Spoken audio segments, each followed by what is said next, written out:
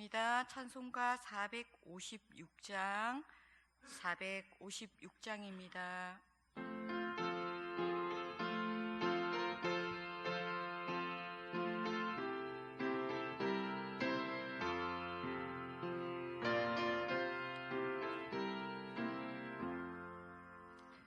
거친 세상에서 실패하거든 그 손 못자국 만져라. 모든 일 하나가 힘을 얻으리. 그 손 못자국 만져라. 그 손 못자국 만져라.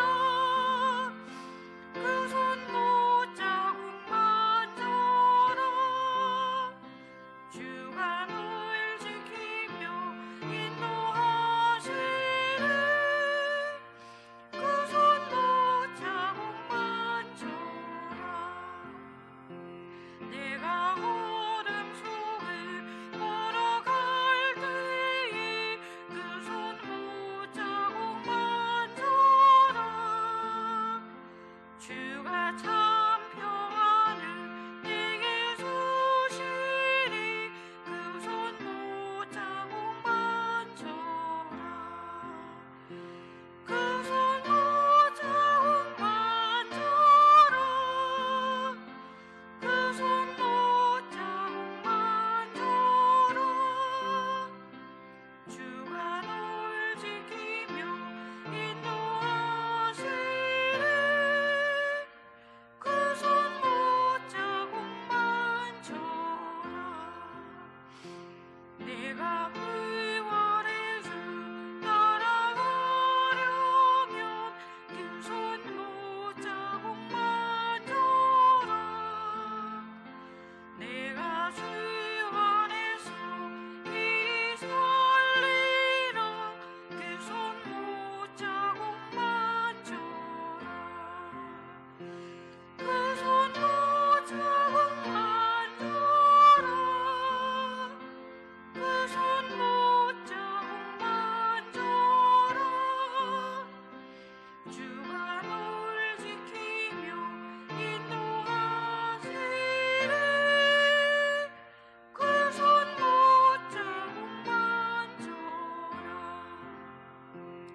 너의 죄악의 짐 무거울 때에 그 손 못자국 만져라. 마음은 열고서 주를 모셔라. 그 손 못자국 만져라. 그 손 못자국 만져라. 그 손 못자국 만져라. 주가 널 지키며 인도하시네. 그 손 못자국 만져라. 아멘. 찬송가 458장, 458장입니다.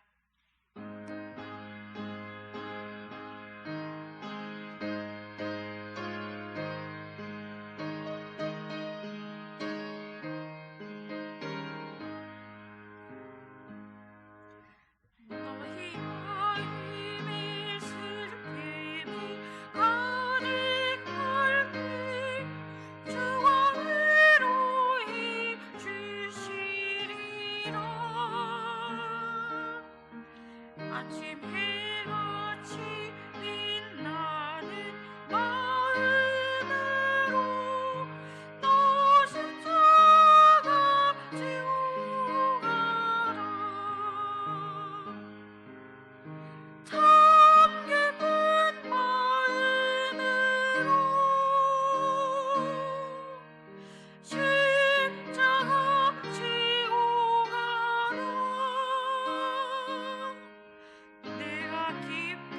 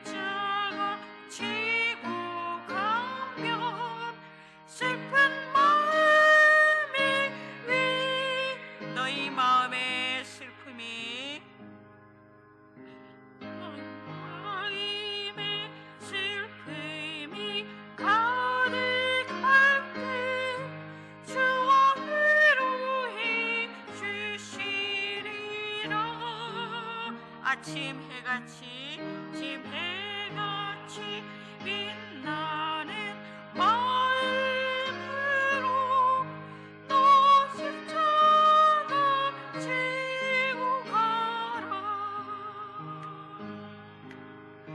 참 기쁜 마음으로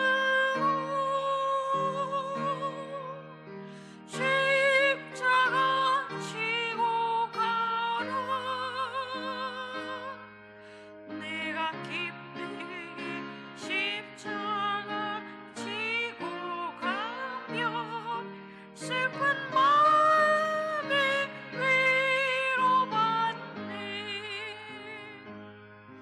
때를 따라서 주시는 은혜로서 가난 심령에 힘을 얻고 주가 언약한 말씀을 기억하고 너 십자가 지고 가라. 참 기쁜 마음으로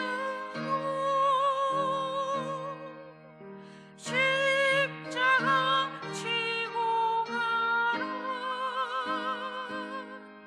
내가 기쁘게 십자가 지고 가면 슬픈 마음이 위로받네. 내가 맡은 일 성실히 행할 때에 주님 앞에서 상 받으리. 주가 베푸신 은혜를 감사하며 너 십자가 지고 가라. 참 기쁜 마음으로 십자가 지고 가라. 내가 기쁘게 십자가 지고 가면 슬픈 마음 내가 맡은 일 성실히 내가 맡은 일 성실히 행할 때에 주님 앞에서 상 받으리. 주가 베푸신 은혜를 감사하며 너 십자가 지고 가라.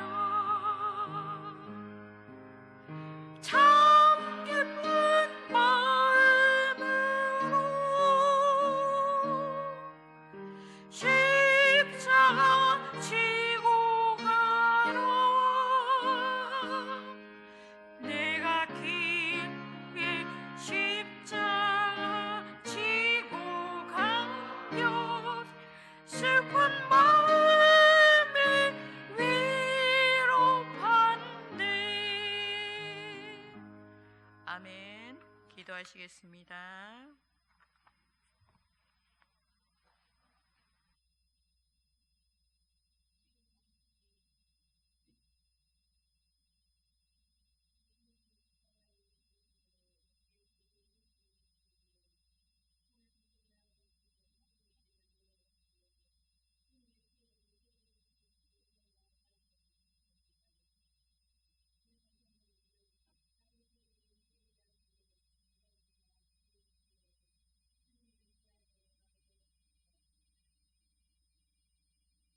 자들을 끝까지 사랑하시고 발을 씻기시며 섬김의 본을 보여주신 예수님, 주님의 그 사랑을 깊이 묵상하게 하옵소서.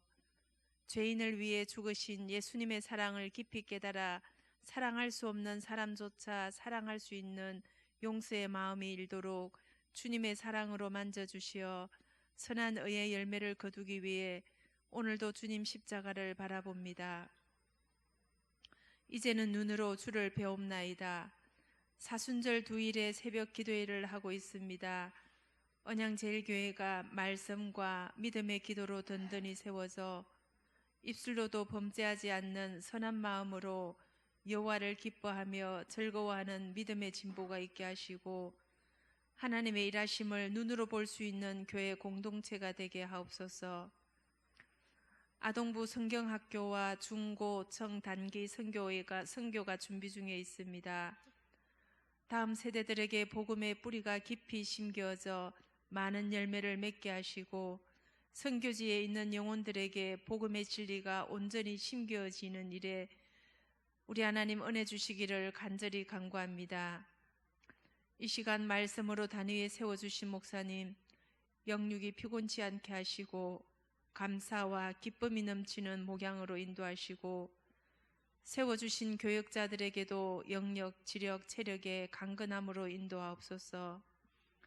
이 시간 은혜의 시간이 되어 하나님의 자녀된 자유를 마음껏 누리는 귀한 시간 되기를 간절히 원하며 예수님의 이름으로 기도드립니다. 아멘.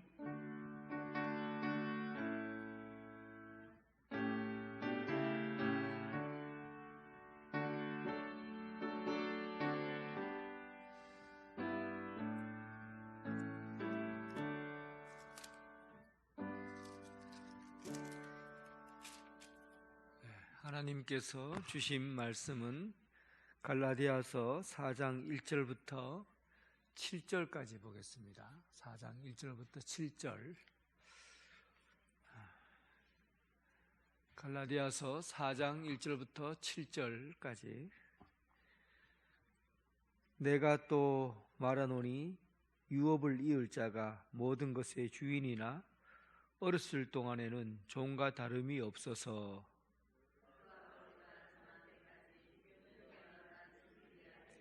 이와 같이 우리도 어렸을 때 이 세상의 초등 학문 아래에 있어서 종노릇하였더니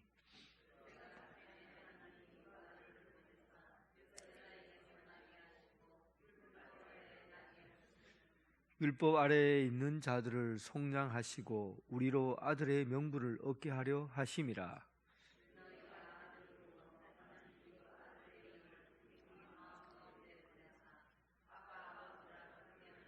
7절입니다. 그러므로 내가 이후로는 종이 아니요 아들이니 아들이면 하나님으로 말미암아 유업을 받을 자니라. 아멘. 재산이 아주 많은 부자가 아들 하나를 남겨두고 어린 아들 하나를 남겨두고 죽었습니다. 아버지는 그 많은 재산을 아직 초등학교도 들어가지 않는 아들에게 전부 다 물려주어야 합니다. 그런데 그 아들에게 돈을 다 물려주면 이 어린아이가 이 재산을 가지고 어떻게 할 수 있을까요? 무엇을 돈을 쓸 수도 없고 또 돈을 가지고 있으면 분명히 다른 사람들에게 빼앗기거나 사기를 당하게 될 겁니다. 이럴 경우에는 돈을 관리할 수 있도록 성인이 되어서 돈을 관리할 수 있도록 후견인이나 청지기를 두어서 나중에 아이가 성인이 되어 돈을 관리할 수 있을 때쯤이면 그때 유산으로 물려주는 거죠. 오늘 이야기는 바로 이런 이야기입니다. 어린아이 때는 바로 율법 아래에 있을 때 그때는 그들에게는 재산이 주어져 있어도 유산이 있어도 유산을 사용할 수가 없는 거죠.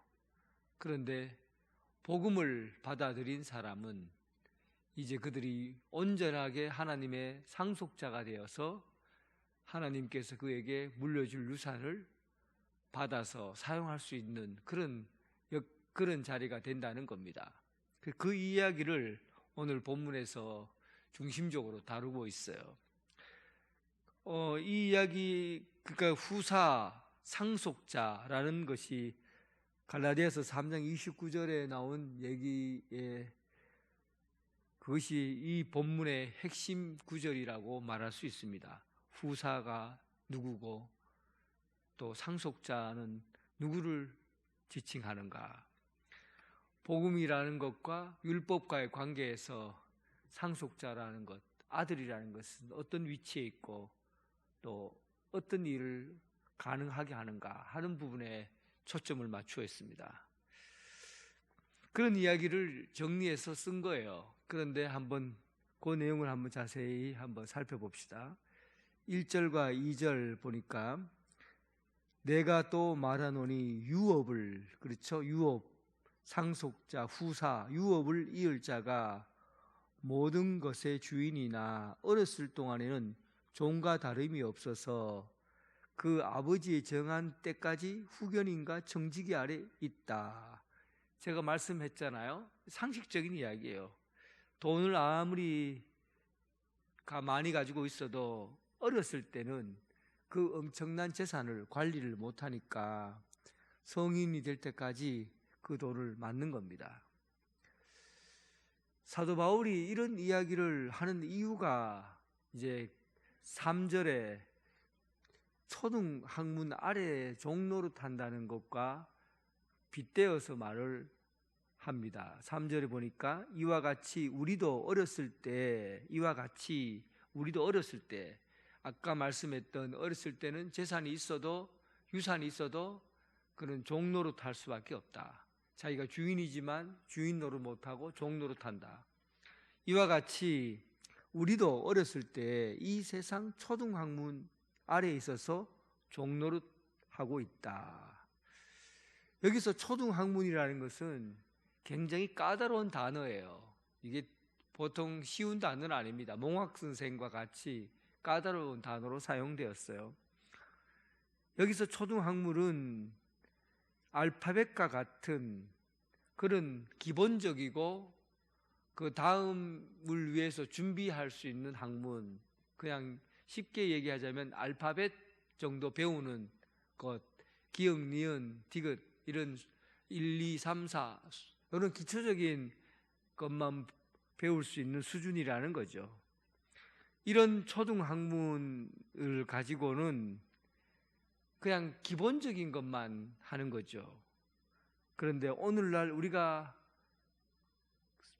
복음이라고 말하는 이 복음이 오기 전까지 세상 사람들은 이런 초등학문을 가지고 살아왔다는 겁니다.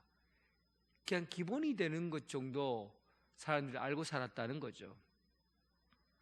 그러니까 여기서 초등학문은 율법뿐만 아니라 세상 사람들이 말하는 신화적인 이야기, 또한 철학적이고 또한 심오한 그런 여러 가지 이야기들, 규칙들 이런 것들 전부 다 포함해서 다 초등학문이라고 그럽니다.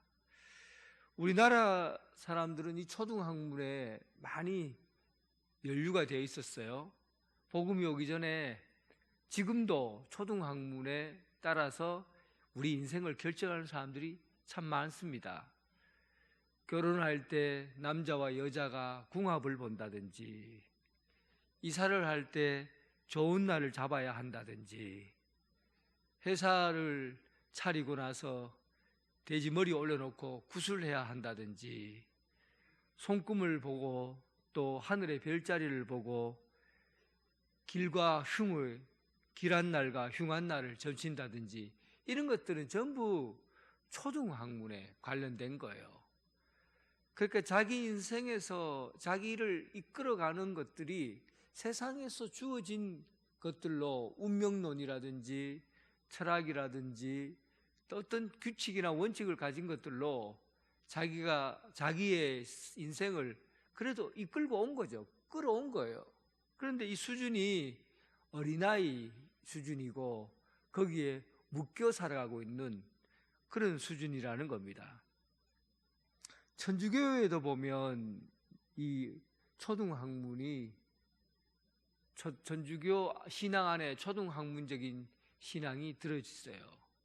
예를 들면 아직도 캐톨릭에서는 매 달마다 성인의 날을 제정해 놓고 성인들, 그러니까 특별하게 신앙생활 하는 사람은 세인트라고 해서 성 바울, 성 베드로, 성 이나시오, 성 아우스티누스, 성 프란체스 이렇게 해서 앞에 세인트라는 말을 붙인 성인들이 있어요. 이 성인들의 날을 정해놓고 그 날은 그 성인을 위해서 기도하고 그 성인에게 간구하는 거죠. 그들에게 기도를 하면 병이 낫는다 생각하고 하나님이 기도를 더 잘 들어주신다고 생각합니다. 이렇게 해서 미신적인 신앙이 자리 잡게 된 거죠. 이런 것들이 전부 초등학문에 의한 거예요. 지금도 성당 안에는 성인들의 뼈를 보관하고 있는 데가 많습니다. 성인들의 뼈, 그러니까 김대건 신부의 꼬리뼈 이런 거를 어디서는 팔뼈, 머리뼈 이렇게 해서 보관을 해놔요. 사람들은 그 뼈에다가 손을 얹고 기도하면 거기서 능력이 나와서 병이 낫는다고 생각합니다. 이런 신앙들은 전부 초등학문에 관련된 거예요. 기독교 안에도 이럴 수 있어요. 신앙생활을 미신화하는 거죠. 유대인들은 특히 율법 안에서 묶여 살았습니다. 율법의 기능은 원래 율법을 통해서 우리를 완전하게 하는데 기준이 있는 게 아니죠. 율법을 통해서 인간이 얼마나 죄가 많은가, 죄라는 게 뭔가, 이 죄를 밝히는데 율법이 필요한 거죠. 그런데 유대인들은 초등학문, 율법을 통해서 자기가 살아온 모든 것들이 이 율법을 지켜야만 한다는 그런 강박관념 가지고 산 거예요. 그래서 안식일이 되면은 병원에도 안 가고, 안식일이 되면 약도 약국에서 지어 먹지 않고, 또 전기를 사용하면 안 되니까 엘리베이터 타면은 번호를 누리는 것은 전기를 사용하는 거니까 안식일에는 다른 사람이, 안 믿는 사람이 와서 눌러줄 때까지 가만 서 있다가 남이 눌러주면 타고 가고, 이런 이 안식일을 통해서 참된 쉼을 얻고 또 하나님과의 참 자유로운 관계로 들어가는 그런 율법이어야 하는데 초등학문으로 만들어 놓은 거예요. 미신화한 거죠. 이런 일이 지금까지, 복음이 오기 전까지 지금까지 이렇게 가져온 게 된 겁니다. 그래서 복음이 오면서부터 이 초등학문에서 벗어나서 참 자유롭게 신앙생활하는 그런 삶으로 바뀌게 된 거죠. 한국 교회 초창기에는 조상숭배 때문에 이 초등학문이 조상숭배라는 것 때문에 사실은 각 가정마다 큰 어려움이 있었어요. 아마 여기 있는 사람들 중에서도 또한 가족 중에서도 조상 예수 믿으면 조상의 제사 드리는 거 이거 금지한다고 하고 그 집에서 쫓겨나신 분도 있을 거고, 그리고 집 안에 그런 일 때문에 분란이 있고 니는 내 아들이 아니다 호적 파악하고 나가라 하고 그런 아주 힘들고 험한 세월을 살아왔을 겁니다. 그런데 그때도 복음이 그 조상 제사라든지 이런 미신적인 생활에서 깨어나게 하고 이기게 한 것이죠. 복음이 오면서 모든 것에서 다 자유를 얻게 한 겁니다. 그래서 우리는 가끔 이런 생각을 해요. 그러면 복음이 들어와서 모든 일들이 자유롭게 진리를 깨닫게 되고 알게 될 것 같으면 좀 미리 일찍 오지 왜 이렇게 복음이 늦게 들어왔냐는 거죠. 인류가 아담과 하와가 타락하고 난 다음에 그 다음 날 즉시 예수님이 오셔서 이 문제를 다 해결해 버리면 그 다음부터는 별 문제가 없을 건데 왜 그렇게 긴 시간 동안 복음이 오랜 시간에 걸쳐서 초등학문이 자리 잡고 이런 시간을 거쳐서 복음이 오게 되었냐 하는 거죠. 거기에 대해서 사도 바울은 이런 얘기합니다. 4절에 때가 참해 이런 얘기를 해요. 그러니까 우리가 시간을 정해놓고 예수님이 오고 또 예수님께서 빨리 왔으면 좋겠다, 또 이런 시간에 왔으면 좋겠다 하는 이 모든 것들에 대한 시간은, 예수님이 오시는 그 시간은 사람이 결정한 게 아니라 하나님이 미리 계획하시고 생각해 놓으셨다는 거예요. 하나님의 생각과 계획 속에서 그 때가 찼다, 그 때가 되었다라는 그 시점에 예수님을 이 땅에 보내셨다는 거죠. 그래서 우리가 생각하는 시간, 우리가 생각하는 때를 위해서 이 세상에 주어진 것이 아니라 모든 시간은 하나님에 의해서 움직여 간다는 것을 알 수가 있습니다. 노아 시대 때 하나님께서 이 세상을 멸해야 되겠다, 이 세상을 심판해야 되겠다라고 생각했던 이유가 무엇이었냐 하면 이 세상 가운데 죄로, 이 세상이 죄악으로 가득 찼다고 할 그때였어요. 빈틈없이 죄로 꽉 차 있는 거죠. 이 세상이 전부 죄로 가득 차 있었어요. 그때 하나님께서 노아를 불러서 이 세상을 심판하신 겁니다. 아마도 예수님이 이 땅에 오셨을 때 무엇을 가지고 예수님이 이 땅에 오셨을까? 이 세상에 바늘구멍 하나 빠져나갈 것 없이 온 세상이 죄악으로 가득 차 있었던 거죠. 그래서 그때 하나님께서 이 예수 그리스도를 이 땅에 보내셔서 이제 그 때를 준비하신 거죠. 그래서 때가 찼다는 것은 하나님의 때를 의미하는 겁니다. 하나님이 생각하시고 계획하시고 하셨던 그 때, 그 가장 적절한 시간일 것이고, 하나님이 생각한 때는 하나님의 인내와 사랑이 담겨져 있는 시간이라는 겁니다. 자, 그런데 오늘 본문 말씀 보면, 그런데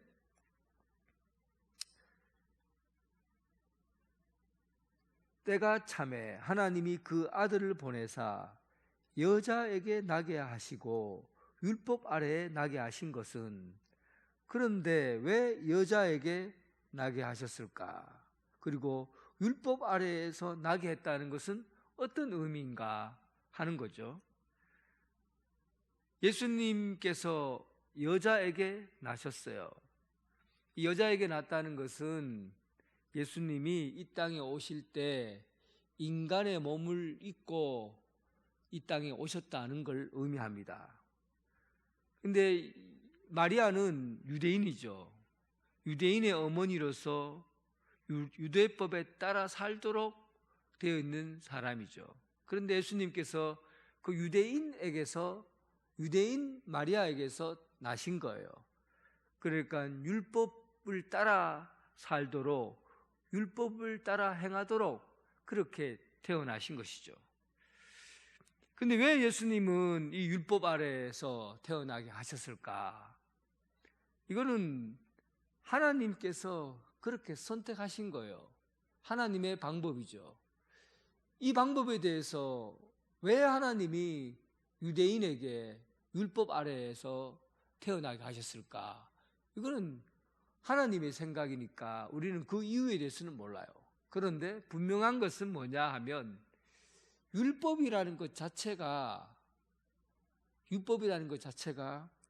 그것을 완전하게 행하게 되면, 율법을 1.1레로 틀리지 않고 완전하게 행하게 되면 그 율법을 통해서 의롭게 되는 겁니다.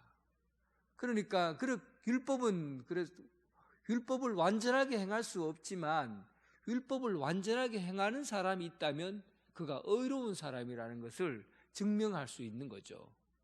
그러니까 예수님께서는 구태여 다른 사람을 통해서 태어날 수 있지만 유대인이면서 유대인 아래에서 율법 아래에 태어나게 하신 것은 예수님이 이 땅에서 율법을 완전하게 행하심으로 인해서 사람으로 참 사람이지만은 죄가 없으신 분이라는 것을 증명하려고 하신 거예요.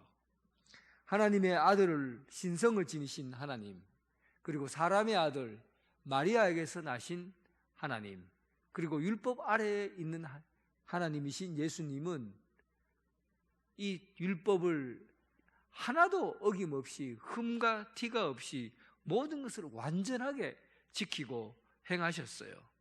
그리고 그 일을 통해서 사람들에게 오늘 우리로 아들의 명분을 얻게 하려는 것이라, 우리로 아들의 명분을 얻게 하는 것이라, 이로 인해서 하나님의 아들 예수 그리스도께서는 죄가 없는 분이다 하는 것을 알리려고 하는 것이고, 하나님께서 증명해 보이신 거죠.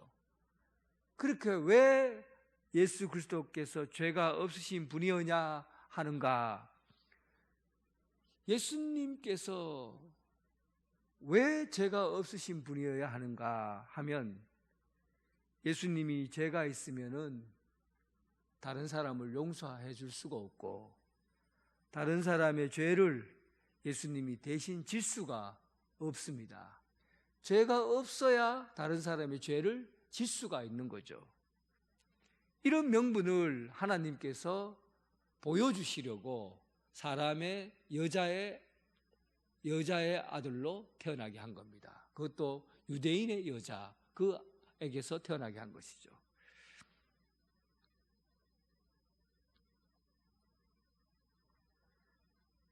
그러면 여기서 중요한 사실 한 가지를 우리는 알 수가 있습니다.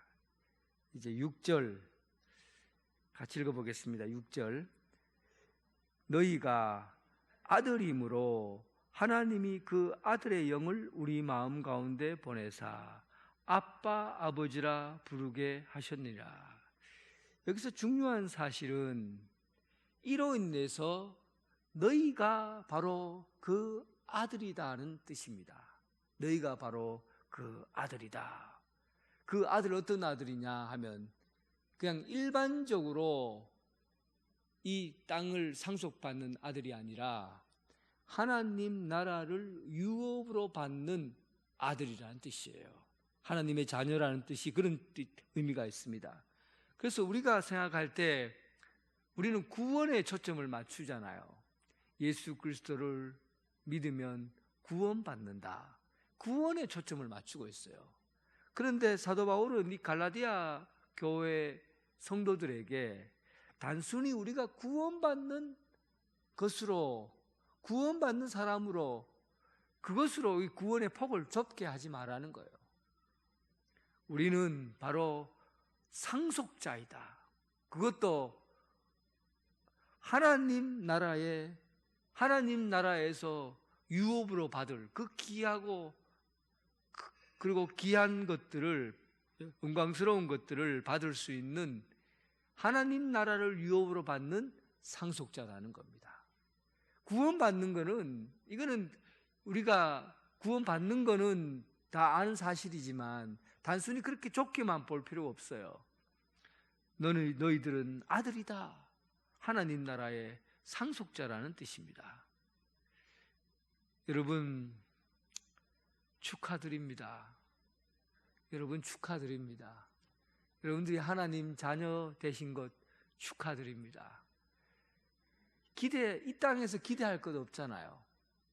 이 땅에서 뭘 어떻게 해야 여러분 손안에 뭘 가질 수 있어요? 기대할 거 있습니까?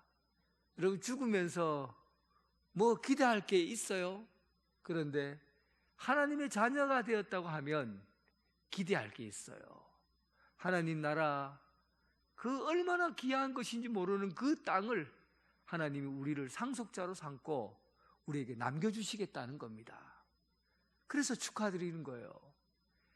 우리는 이 땅에서 1000년을 살든지 10,000년을 살든지 이 땅에서는 손톱만큼도 기대할 게 없습니다. 가져갈 게 없어요. 뭘 가져가겠어요? 자녀들 아무리 잘 키워도 죽을 때 여러분들에게 아무것도 못 해줍니다. 돈 아무리 많이 벌어도 여러분 죽을 때 그 돈 10원도 뭐 하나 주머니에 넣고 못 갑니다. 우리가 하나님 나라 갔을 때 하나님께서 우리에게 기대하고 있는 그 땅, 하나님 나라를 소유받는 하나님의 사람, 그런 기업을 받는 그런 하나님의 아들들, 여러분 그런 하나님의 자녀로 하나님 나라에 대한 소망과 꿈을 가지고 살아가는 여러분 되시길 주님의 이름으로 축원합니다.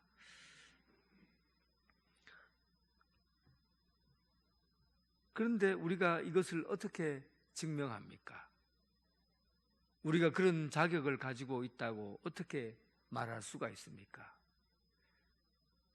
자, 너희가 아들이므로 하나님이 그 아들의 영을 우리 마음 가운데로 보내사 아빠 아버지라 부르게 하셨느니라. 여기서 참 특별한 본문이 뭐냐면 너희가 아들이므로 하나님이 뭘 보냈다고요? 그 아들의 영을 우리 마음 가운데 보냈다고. 그 아들의 영이 누굽니까? 성령님이에요. 놀랍지요? 그러니까 우리가 예수 그리스도를 믿으면 예수 그리스도를 믿는 동시에 성령이 우리 마음에 임하시는 거예요. 성령이 우리 마음에 임하시면 어떤 일이 일어납니까? 성령님께서 우리 안에 임재하시면서 하나님과 가장 가까운 관계로, 친밀한 관계로 하나님과의 관계를 유지해 나갈 수 있도록 도와주시겠다는 거죠. 그래서 하나님 아버지를 성령이 임함으로 아빠 아버지라고 부르게 한다는 겁니다. 여기서 아빠라는 말은 아바 아버지, 이 아바라는 말은 우리나라 말로 바꾸면 아빠라는 말이에요. 누군가 나에게 아버님이라고 부르면 뭔가 격식을 차려야 될 것 같고 거리감이 느껴지잖아요. 어머님, 아버님 이러면 뭔가 격식을 사위라든지 며느리라든지 이렇게 그들이 나를 부를 때는 예를 들면 아버님, 어머님 이렇게 부르잖아요. 그런데 친아들이나 친딸은 아빠, 엄마 이렇게 부르잖아요. 거기에는 거리감이 없어요. 감정적으로 굉장히 친근합니다. 아빠, 엄마, 그죠? 우리 딸이 문자가 띵동하고 날라와요. 아빠 카드로 내가 옷을 샀는데 통장으로 돈 20만 원 붙여줘. 아빠. 그렇게 딱 문자가 와요. 그러면 즉시로 그래? 하고 제가 돈을 딱 붙여줘요. 그래서 우리 집사람이 보더니만 그게 뭐고? 하고는 얘기를 어떻게 그렇게 빨리 보내줄 수 있냐고 그렇게 제인들이 막 다그쳐요. 그런데 우리 집사람이 나 옷 샀는데 돈 좀 붙여줘. 그러면 옷 있는데 뭘 사노? 그렇게 옷 많은데 뭔 옷을 사냐? 하고 내가 대묻거든요. 그러니까 아빠 하는 그 말 한마디 하는 딸하고 다른 식으로 얘기하는 거랑 차이가 많이 나는 거예요. 친근감의 표현이에요. 감정적으로 얼마나 가까이에 있느냐 하는 거죠. 그러니까 우리가 하나님을 아빠라고 부른다는 것은 하나님과의 감정적인 교감이 굉장히 가까운 데서 이루어지고 있다는 거예요. 그런데 이 일이 어떻게 이루어지냐면 우리가 예수 그리스도를 믿으면 성령님이 우리 마음에 오시고 성령님께서 아빠, 아버지라고 부르게 해주신다는 거죠. 성령님이 아빠 아버지로 부르게 한다는 말은 가장 가까운 관계로 하나님과 관계를 유지시켜주고 감정적으로 교류하게 하고 하나님을 경험할 수 있는 가장 가까운 관계로 인도해 주시는 분이 바로 성령님이라는 겁니다.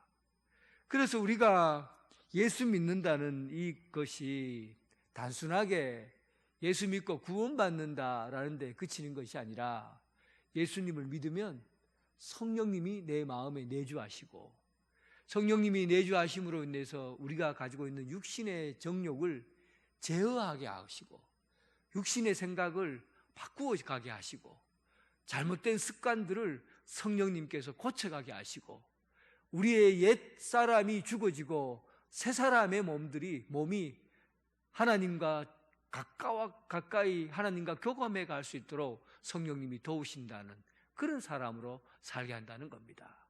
이가 누구냐 하면 바로 초등학문에 끌려다니는 종이 아니라 바로 복음으로 예수 그리스도를 받아들이고 예수 그리스도를 통해서 하나님의 자녀가 된 그런 상속자들이 살아가는 삶의 형태라는 것이죠. 사랑하는 성도 여러분, 우리가 예수 그리스도를 믿는다는 것이 얼마나 축하받아야 될 일인지 모릅니다. 우리의 미래는 닫혀 있는 게 아니라 열려 있습니다. 하나님 나라의 그 기업이 우리에게 주어지고 유업이 우리에게 주어지고 하나님의 것을 우리가 상속받는 하나님의 자녀가 되고 또한 이 땅에 우리가 살아가면서 육신의 정욕과 육신의 뜻대로 살았던 삶이 이제 성령님께서 임재하심으로 우리의 삶을 주관해 가시고 통치하시고 다스린다는 그 위대한 이 복음 앞에서 여러분 참된 하나님의 사람으로 살아가기를 주님의 이름으로 축원합니다. 우리 함께 기도드리겠습니다. 혹시 여러분 신앙을 성령님께서 우리의 삶의 중심에 오셔서 우리의 육신의 정욕과 삶을 움직여 가야 되는데 아직도 초등학문에 빠져서 신앙생활을 하고 있는 사람이 있다면 오늘 말씀을 통해서 바로 깨달을 수 있게 깨닫고 성령님이 함께 하시는 믿음 생활을 하게 해달라고 기도합시다. 하나님의 자녀로서 아빠 아버지라 부를 수 있게 하나님과 더 가까이 또 주님과 교감하고 교제하는 그런 믿음을 갖게 해달라고 기도합시다. 우리가 이 땅에 살아가면서 하나님 나라를 상속받는 자녀로서 세상 나라를 위해서가 아니라 하나님 나라를 위해 담대한 믿음으로 나아갈 수 있도록, 그리고 마지막으로 특별 새벽 기도를 통해서 우리의 고난의 의미를 되새기고 하나님께서 우리를 어떻게 세상을 이끌어 가시는지 특세를 통해서 받은 은혜를 충만하게 받는 시간 되게 해달라고 기도하시고, 여기에 참여하는 구역과 구역 식구를 위해서 함께 기도드리겠습니다. 하나님 아버지, 우리를 사랑하시고 하나님의 자녀되고 하나님의 권세로 이 세상을 살아가게 하신 것 감사합니다. 우리가 예수 그리스도를 알지 못할 때 세상 학문에 빠져서 초등학문에 빠져서 살아왔던 지난 날들을 생각해 봅니다. 하나님 아버지, 참으로 우상을 숭배하고 조상을 섬겼던 미신에 빠져 살아왔던 이 땅 가운데 복음이 전파되게 하시고 모든 것에서 자유와 기쁨을 누리게 하신 것 감사합니다. 이제 하나님, 우리가 주의 말씀을 바로 듣습니다. 예수 그리스도를 믿는 그 믿음 가운데 성령님께서 우리 가운데 임재하시고 하나님, 우리 가운데 있는 육신의 정욕과 욕망을 하나님 아버지 성령님 임재하셔서 우리를 정결케 하시고 깨끗게 하시고 세상의 욕심대로 살지 않고 오직 하나님의 말씀대로 살아갈 수 있는 성령 충만한 삶이 되게 하여 주옵소서. 아버지 하나님, 하나님 나라를 상속받는 자로서 우리가 이 땅의 모든 것들이 하나님께서 주어진 것으로 이루어진 것임을 믿고 하나님 나라 그 의를 위해서 살아가게 하여 주시고, 하나님 나라에 받을 그 유업을 생각하며 오직 하나님께서 주시는 그 기쁨과 삶의 만족을 위해 살게 하여 주옵소서. 아버지 하나님, 특별 새벽기도 동안에 욥이 당한 고난과 아픔을 함께 누리고 함께 생각해 봅니다. 우리가 이 땅에서 겪어야 될 고난의 깊은 구덩이 속에서 하나님을 찾게 하시고 하나님과 가까이 가게 하시고 하나님 아버지가 우리의 삶을 주관해 가신다는 것을 알고 아버지 앞에 온전히 자신의 삶을 드리는 시간 되게 하여 주옵소서. 이를 위해서 준비하는 구역 식구들, 특별히 찬양을 준비하고 기도하고 함께 모일 수 있는 시간을 갖고자 합니다. 하나님 아버지, 각 교구마다 살아온 역사하시는 하나님을 만나게 하시고 그의 마음에 큰 위로가 되고, 그리고 하나님을 사랑하는 그 마음에 충만한 하나님의 은혜를 경험할 수 있는 시간 되게 하여 주시옵소서. 아버지께서 주시는 그 은혜로 말미암아, 하나님께서 주시는 그 복된 시간으로 말미암아 우리가 하나님 나라 그의 기쁨의 시간, 하나님의 은혜로 충만한 시간 되게 하여 주옵소서.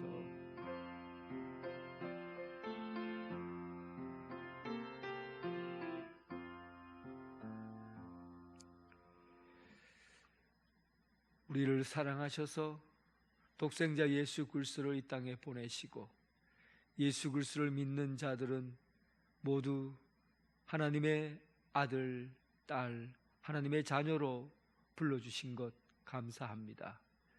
우리가 하나님의 자녀로 이 땅에 태어나서 성령님께서 우리의 삶을 내주해 가시고 우리의 육신의 정욕과 또 육신의 욕망에 따라 살지 않고 오직 성령님의 인도하심에 따라서 구별되고 거룩함으로 정결함으로 살아가게 하여 주시옵소서.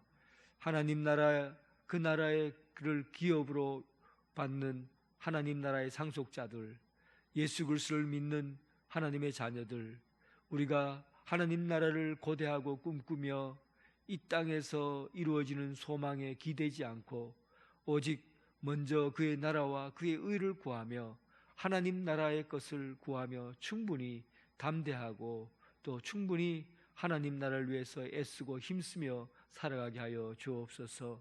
성령님, 예수 그리스도를 믿는 자들에게 함께 내주에 있음을 믿습니다.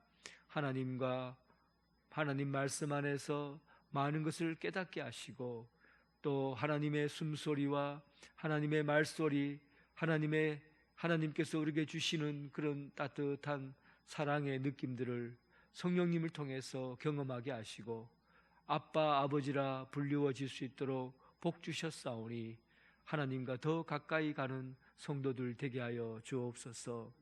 특별 새벽기도 동안에 구역 식구들이 모두 모여서 함께 특송으로 준비합니다. 그들의 찬양을 받으시고 그들의 기도를 들으시고 온전히 하나님의 은혜가 구역 식구들 가운데 충만히 임하는 시간 되게 하여 주옵소서. 온 교회 성도들이 새벽 이날을 말씀의 잔치로 말씀을 먹게 하시고 먹은 말씀을 통해서 우리의 삶이 말씀으로 생활화되는 그런 역사가 있게 하여 주옵소서. 예수님 이름으로 기도드립니다. 아멘. 교회 소식 전해드리겠습니다.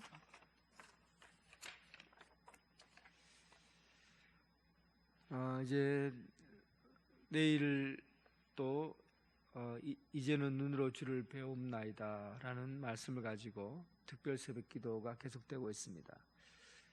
구역별로 잘 준비해 주시고 또 말씀을 통해서 함께 나눌 수 있는 그런 귀한 은혜의 시간 되시기를 바랍니다. 이번 오는 주일은 종료주일로 지키며 성찬식이 있습니다. 성찬식을 위해서 기도해 주시기 바랍니다.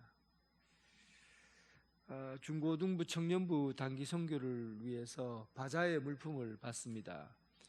교회에 올 때마다 조금씩 가져오셔서 거기 필리핀 교회 나바고와 간단키 지역에 많이 나누어 줄 수 있는, 그 사람들은 옷은 그냥 대충 입고 다녀요. 옷이 별거 없어요. 옷을 많이 안 사더라고요. 우리가 갖다 주면 너무 좋아하고, 한글 글자 써여 있는 그런 것도 되게 좋아하더라고요. 어쨌든 여러분들 집에서 못 쓰는 옷을 가져오라는 거 아닙니다. 못 입는 옷을 가져오는 거, 버릴 거 가져오는 게 아니라 좋은 옷인데 이게 유행을 타고 이렇게 안 입어도 될 거, 이런 걸 가져오라는 거죠. 막 버려야 될 거, 이런 거, 재활용해야 될 거, 이런 걸 가져오지 마시고 깨끗하고 좋은 옷 준비해서 가져오시기 바랍니다.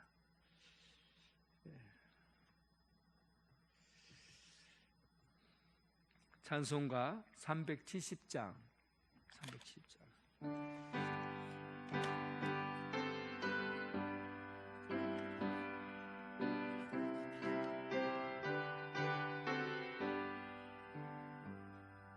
주 안에 있는 나에게 딴 근심이 있으랴.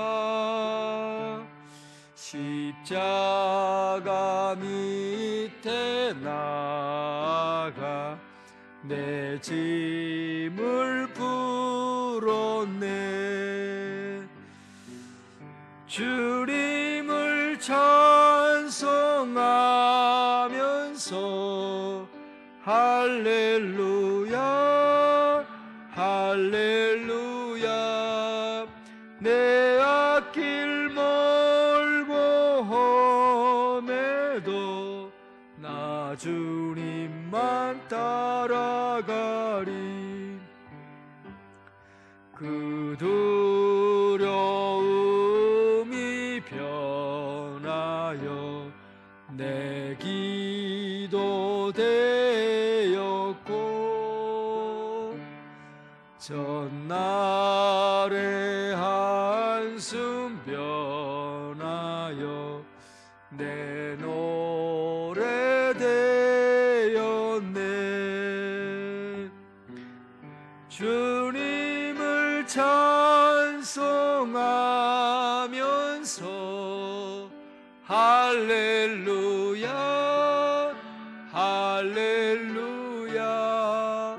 내 앞길 멀고 험해도 나 주님만 따라가리. 내 주님 자비하셔서 늘 함께 계시고, 내 궁핍함을 아시고 늘 채워주시네.